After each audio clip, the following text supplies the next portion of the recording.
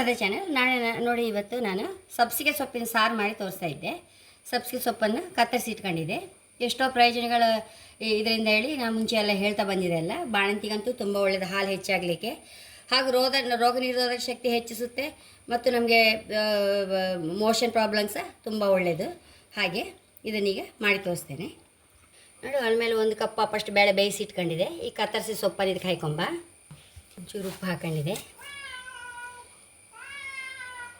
ಒಂಚೂರು ಅರಿಶಿನ. ಇದು ಕೊದಿ ಬರಲಿ, ಕಡೆಗೊಂದು ಒಗ್ಗರಣೆ ಹಾಕಿದರೆ ಸಾರು ರೆಡಿ ಆಗುತ್ತೆ.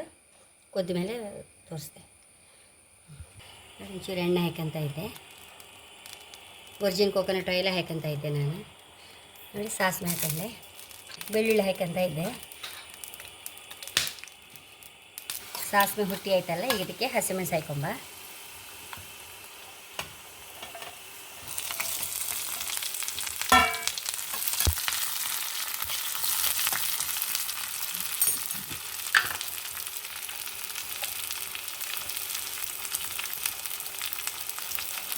ಒಂಚೂರು ಹಿಂಗೆ ಸಹ ಹಾಕಂತ ಇದ್ದೆ.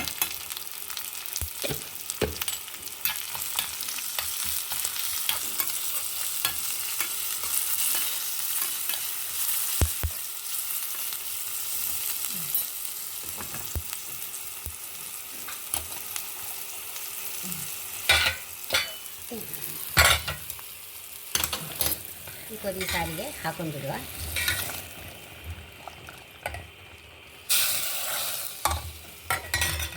ಬೇವನ್ನೆಲ್ಲ ಸಣ್ಣ ಕತ್ತರಿಸಿ ಹಾಕೊಂಡಿದ್ದೆ.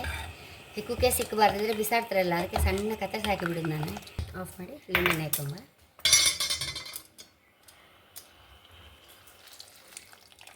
ಈಗ ಬೌಲಿಗೆ ಹಾಕೊಂಡಿದ್ದೆ, ಅದನ್ನು ಬೌಲಿಗೆ ಹಾಕೊಂಡಿದ್ದೆ ಸಾರನ್ನು.